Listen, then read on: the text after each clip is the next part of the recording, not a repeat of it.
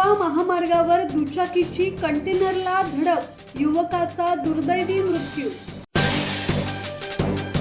मुंबई गोवा महामार्गावरील इरवाडी फाटा येथे उभ्या कंटेनरला दुचाकी स्वाराने मागून धडक दिल्याने सिद्धेश कोळी या तरुणाचा दुर्दैवी मृत्यू झाला।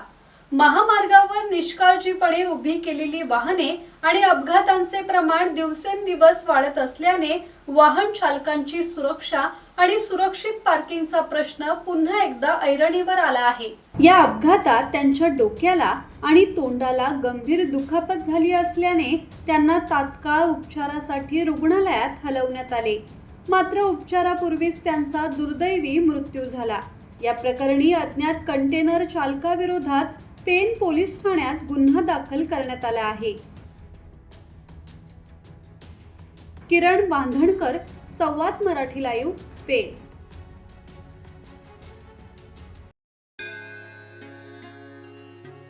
श्री गणपती संस्थान महड, तालुका खालापूर, जिल्हा रायगड।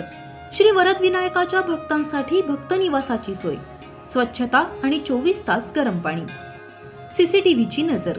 आगाऊ नोंदणीसाठी संपर्क करा 02192 26 69 12 72 76 47 38 54।